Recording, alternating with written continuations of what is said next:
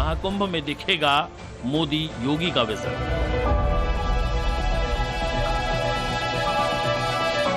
दिव्य और भव्य होगा इस बार का महाकुंभ। सनातन के सबसे बड़े पर्व महाकुंभ को लेकर प्रयागराज में संगम किनारे तैयारियों का शंखनाद हो चुका है। पूरी दुनिया में अपनी अलग ही पहचान रखने वाले महाकुंभ का काउंटडाउन शुरू हो चुका है। जिस गंगा के संगम किनारे 1/3 हिंदुस्तान भक्ति के भाव में उतरने वाला है, वहां के माहौल में महाकुंभ की छटा बिखरने लगी है। तस्वीरें देखिए। महाकुंभ में भूमि आवंटन के साथ ही डेरा लगना शुरू हो गया है। सरकार ने प्रमुख अखाड़ों को भूमि आवंटित कर दी, लिहाजा अखाड़ों ने अपने अपने स्थानों पर तंबू लगाने का काम शुरू कर दिया है। ये देखिए, श्री पंचायती अखाड़ा का बोर्ड दिखाई दे रहा है। इसी तरह तमाम अखाड़ों ने भी निर्धारित समय सीमा के तहत काम शुरू कर दिया है। कुछ ही दिनों में अखाड़े धर्म ध्वजा फहराएंगे और अपने अपने इष्ट देव की स्थापना करेंगे, जिसके बाद 15 दिसंबर से साधुओं का छावनी में प्रवेश शुरू हो जाएगा। एक तरफ मेला प्रशासन इस छावनी के बाहर अपनी तैयारियां करता है, तो दूसरी तरफ जो अखाड़ों के जो साधु संत होते हैं वो इन छावनियों को बिल्कुल विस्तृत रूप देते हैं और अलग अलग तरीके से इस अपनी छावनियों को सजाते हैं। छावनियों के इसके साथ ही पहले यहाँ पर धर्म ध्वजा फहराई जाएगी और इसके बाद अखाड़ों के जो इष्ट देव हैं उनकी स्थापना की जाएगी और इसके साथ ही देश भर के जो साधु संत हैं जो अलग अलग अखाड़ों से जुड़े रहते हैं वो अपनी छावनियों में आना शुरू करेंगे। बताया ये जा रहा है कि 15 दिसंबर के बाद से छावनी प्रवेश शुरू होगा और इसके साथ ही जो अलग अलग अखाड़ों के साधु संत हैं वो अपनी छावनियों में प्रवेश करेंगे। इस बार का महाकुंभ कितना भव्य होने वाला है, इसका अंदाजा इसी बात से लगाया जा सकता है कि इस बार 40 करोड़ से ज्यादा श्रद्धालुओं के प्रयागराज में आने की उम्मीद है, लिहाजा तैयारियां भी उतनी ही तगड़ी होने वाली है। तकरीबन 4000 हेक्टेयर के इलाके में मेला लगेगा। 1850 हेक्टेयर में पार्किंग की सुविधा होगी। 1,50,000 टेंट लगाए जाएंगे, जिसे 25 सेक्टर में बांटा जाएगा। लेकिन इस बार महाकुंभ में जो दिखाई देने वाला है वो पहले कभी नहीं हुआ। इस कुंभ की सबसे खास बात जो होने जा रही है वो ये कि इस बार कुंभ डिजिटल होगा। इस बार गूगल जैसी कंपनी महाकुंभ में भागीदार बनने जा रही है। हैरानी होगी आपको जानकर कि महाकुंभ के मेले की इनसाइड लोकेशन आपको इस बार गूगल मैप में नजर आएंगी। 4000 हेक्टेयर का मेला क्षेत्र मेले में आने वाले हर किसी के लिए एक क्लिक पर होगा।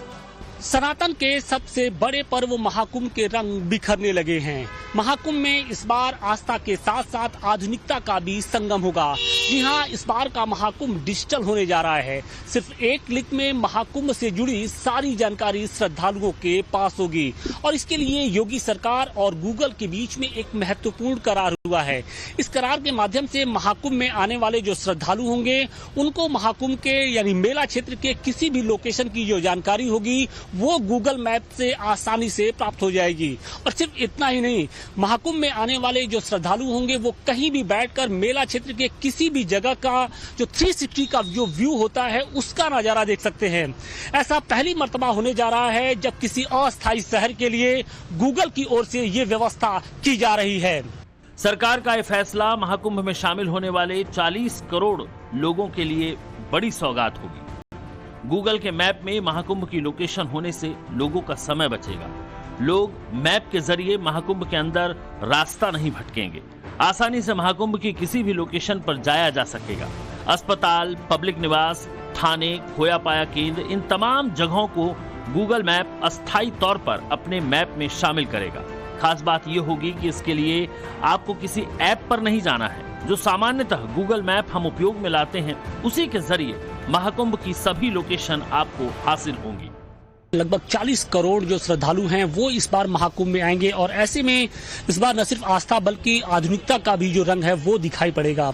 सर, इस बार किस तरीके की व्यवस्थाएं की जा रही हैं? क्योंकि पहले मेला के क्षेत्र में जो लोग आते थे उनको दिक्कतों का सामना करना पड़ता था, एक जगह से दूसरी जगह जाने के लिए तमाम परेशानियों का सामना करना पड़ता था। इस बार किस तरीके से व्यवस्थाएं की जा रही है?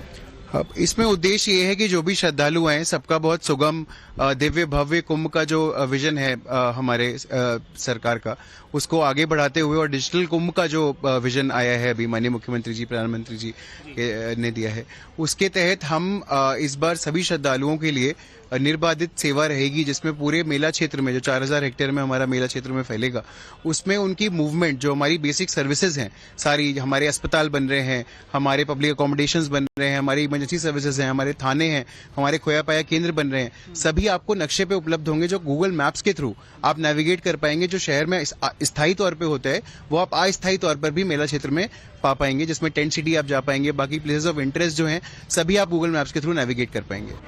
महाकुंभ की तैयारी और आने वाली भीड़ को देखते हुए हर स्तर पर तैयारी तगड़ी की गई है।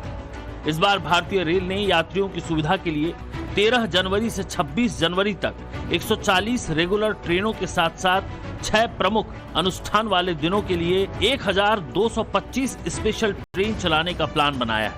इन 1225 स्पेशल ट्रेनों में से तकरीबन 825 ट्रेनें छोटे रूट के लिए होंगी, वहीं तकरीबन 400 ट्रेनें लंबी दूरी के लिए रिजर्व की गई हैं।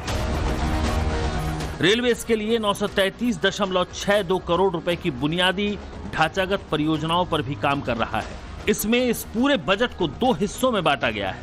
पहला, यात्रियों की सुविधाओं में बढ़ोतरी के लिए 494.90 करोड़ रुपए और सड़क, ओवरब्रिज और अंडरब्रिज के निर्माण के लिए 438.72 करोड़ रुपए शामिल है। इसके अलावा नए स्टेशन, भवन और सीसीटीवी कैमरों की व्यवस्था के साथ साथ तकरीबन 79 यात्री सुविधा केंद्र पर काम चल रहा है।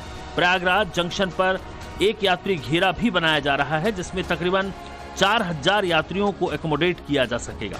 इससे पहले इस स्टेशन पर ऐसे 4 यात्री घेरे मौजूद हैं। महाकुंभ में शामिल होने वाले किसी भी यात्री को असुविधा न हो, इसके लिए सभी स्टेशनों के साथ साथ मेला क्षेत्र में कुल 542 टिकटिंग पॉइंट बनाए जाएंगे। इस टिकट काउंटर की क्षमता भी मजबूत है। एक काउंटर हर दिन तकरीबन 9.76 लाख टिकट वितरित कर सकेगा। इसके अलावा सुरक्षा सबसे बड़ा कंसर्न है, लिहाजा रेलवे सुरक्षा बल ने 651 अतिरिक्त सीसीटीवी कैमरों की व्यवस्था की है, जिसमें से तकरीबन 100 कैमरे तो ऐसे होंगे जिसमें उपद्रवियों और असामाजिक तत्वों की पहचान के लिए AI based face recognition system लगा होगा। यानी मेले में कोई भी ऐसा व्यक्ति प्रवेश नहीं कर सकेगा जिसके इरादे नफरती हों और जो इस पावन मौके में अशांति फैलाने का मंसूबा पाले हुए बैठा हो। महाकुंभ में आने वाले तीर्थयात्रियों की मदद के लिए रेलवे ने एक टोल फ्री नंबर 18004199 भी रखा है। इसके अलावा कुंभ 2025 नाम से मोबाइल ऐप भी विकसित किया जा रहा है, जिसे 24/7 एक कॉल सेंटर से जोड़ा जाएगा और तमाम वो बातें जो तीर्थयात्रियों के लिए जरूरी हैं ऐप में शामिल की जाएंगी। शासन के निर्देशों के अनुसार हम लोग यहाँ पर प्राधिकरण ने अपनी मोबाइल ऐप, अपनी वेबसाइट, अपने सारी चीजें जो बाकी टेक्नोलॉजी के इंटरवेंशंस हैं, जिसमें और खोया पाया केंद्र को ऑटोमेटेड AI का उसमें किया है। AI का सिक्योरिटी सर्विलेंस का भी हम कर रहे हैं, जिसमें कैमरे लगेंगे और वो पूरा AI आधारित आपको सारी चीजें, अगर कहीं भी कुछ है उसकी सुविधा प्राप्त रहेगी, जो कंट्रोल रूम में सारी फीड्स आएंगी। और उसके अलावा हम और भी AI का चैटबॉट का भी क्रियान्वयन के लिए प्रक्रिया चल रहा है। हर 12 साल में ही क्यों आता है महाकुंभ, इसके पीछे हमारे देश में कई पौराणिक और धार्मिक मान्यताएं हैं।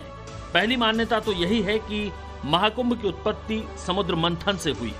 मान्यता है कि जब देवताओं और असुरों ने मिलकर समुद्र मंथन किया तब अमृत निकला था, लेकिन इस अमृत को हासिल करने के लिए देवताओं और असुरों के बीच 12 दिव्य दिनों तक युद्ध चला। मान्यता यह है कि 12 दिव्य दिन पृथ्वी पर 12 साल के बराबर होते हैं, इसीलिए महाकुंभ 12 साल में एक बार आता है। फिर सवाल आता है कि महाकुंभ या कुंभ का आयोजन खास जगहों पर ही क्यों होता है। इसके पीछे मान्यता यह है कि जब समुद्र मंथन हुआ उस दौरान अमृत कलश के छींटे 12 जगह पर गिरे। इन 12 जगहों में 4 जगहें पृथ्वी पर थीं, जिसमें प्रयागराज, हरिद्वार, उज्जैन और नासिक है। तभी आपने देखा होगा कि कुंभ हो या महाकुंभ, इन्हीं 4 स्थानों पर आयोजित होता है। दूसरी मान्यता ज्योतिष शास्त्र के हिसाब से है।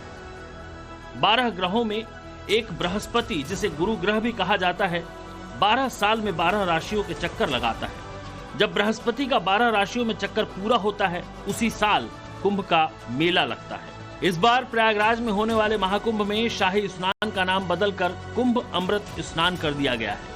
इसके अलावा पेशवाई का नाम बदलकर कुंभ मेला छावनी प्रवेश शोभा यात्रा कर दिया गया है। आपको बता दें कि 13 जनवरी से 26 फरवरी तक लगने वाले इस महाकुंभ मेले में पहली शुभ तिथि पौष पूर्णिमा के दिन यानी 13 जनवरी 2025 को पहला अमृत स्नान होगा। दूसरी शुभ तिथि मकर संक्रांति के दिन यानी 14 जनवरी 2025 को दूसरा अमृत स्नान होगा। तीसरी शुभ तिथि मौनी अमावस्या के दिन यानी 29 जनवरी 2025 को तीसरा अमृत स्नान होगा। चौथी शुभ तिथि बसंत पंचमी के दिन यानी 3 फरवरी 2025 को चौथा अमृत स्नान होगा। पांचवी शुभ तिथि माघ पूर्णिमा के दिन यानी 12 फरवरी 2025 को पांचवा अमृत स्नान होगा। छठी शुभ तिथि यानी महाशिवरात्रि के दिन 26 फरवरी 2025 को आखिरी अमृत स्नान होगा। महाकुंभ में गैर सनातनियों के आने पर रोक का मुद्दा शुरू से ही गरमाया हुआ है। अखाड़ा परिषद पहले ही इस पर विरोध कर चुका है कि महाकुंभ में आने जाने और खाने पीने की दुकानें लगाने की अनुमति भी गैर सनातनियों को नहीं मिलनी चाहिए। 2019 के कुंभ में जहां 5000 से ज्यादा संस्थाएं बसाई गई थी, वहीं इस बार कुंभ में लगभग 8000 संस्थाओं के बसाए जाने का अनुमान है। लिहाजा सरकार और प्रशासन हर मायने में सतर्क और सजग है। तैयारियां चल रही हैं। हर विभाग रुचि लेकर के केंद्र और राज्य सरकारें पूरी तत्परता के साथ इस कार्यक्रम को आगे बढ़ा रही है। मैंने पिछली बार भी कहा था कि इस बार मेला का क्षेत्रफल हम लोगों ने 2019 की तुलना में 800 हेक्टेयर अतिरिक्त बढ़ाया है। पिछली बार हम लोगों ने कुंभ के दायरे को काफी बढ़ाया था, उसका काफी अच्छा सार्थक परिणाम था। 40 करोड़ श्रद्धालुओं का एक जगह जुटना अपने आप में बड़ी बात है। छोटे से लेकर बड़े तक के व्यापार को पंख लगेंगे, लोगों को रोजगार मिलेगा। खासकर लोकल सामान बनाने वाले लोग महाकुंभ से बड़ी उम्मीदें लगाए हुए हैं। अखाड़ों में धर्म ध्वजा के साथ अब साधुओं की आमद होने लगी है और इन सब के बीच में इस बार के महाकुंभ में सिर्फ आस्था और आधुनिकता का संगम ही नहीं देखने को मिलेगा, बल्कि इस बार के महाकुंभ में इको फ्रेंडली उसे बनाने की तैयारी की जा रही है। और उसके पीछे की जो वजह बताई जा रही है वो इस तरीके का जो बास्केट है। आमतौर पर ये बास्केट जो है वो प्रयागराज की पहचान है। इसे मुंज की डलिया कहा जाता है। मुंज की डलिया इस बार प्रयागराज के लिए, प्रयागराज में होने वाले कुंभ के लिए खास होने जा रही है। दरअसल सरकार की ओर से जो लगभग सभी घरों में गंगा जल पहुंचाने की एक जो कोशिश की जा रही है, उसमें ये मुंज की जो डलिया होगी वो कहीं ना कहीं सहायक साबित होगी, क्योंकि प्रयागराज के जो सभी बस स्टैंड होंगे, रेलवे स्टेशन होंगे, वहां से जो गंगा जल होगा वो श्रद्धालु लेकर अपने घरों की ओर जाएंगे। और लेकिन जिस पात्र में वो लेकर जाएंगे वो ये है मुंज की डलिया।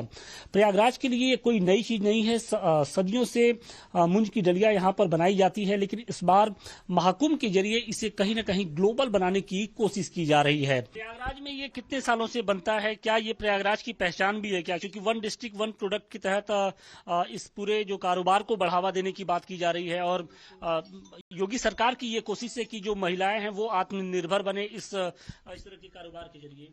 सर ये तो काफी सालों से, ये कम से कम 100 साल से, जब से ये आपके परिवार में कितने सालों से ये बन रहा है? ये हमारे परिवार में ये 3-4 पुश्तों से चल रहा है सर। और क्या कहते हैं, जब से हमें ओडीओपी का बाजार मिला तब से हमारी बहुत अच्छी स्थिति हो गई है। और क्या कहते हैं, हमारा अच्छा ऑर्डर आता है, महिलाएं खुश रहती हैं अपने आप में, और क्या कहते हैं उनको अच्छा काम मिल रहा है। सब कुछ ही महीनों का वक्त है, लिहाजा सनातन का ये सबसे बड़ा अनुष्ठान अपनी रफ्तार पकड़ चुका है। हिंदू आस्था का यह सबसे बड़ा पर्व हर लिहाज से परीक्षा की घड़ी है। महाकुंभ की कामयाबी में न सिर्फ सरकार की सफलता छिपी है, बल्कि भविष्य की सियासी संभावनाएं भी इस महाकुंभ से जुड़ी हुई हैं। आशुतोष सिंह के साथ ब्यूरो रिपोर्ट, टाइम्स नाउ, नव भारत।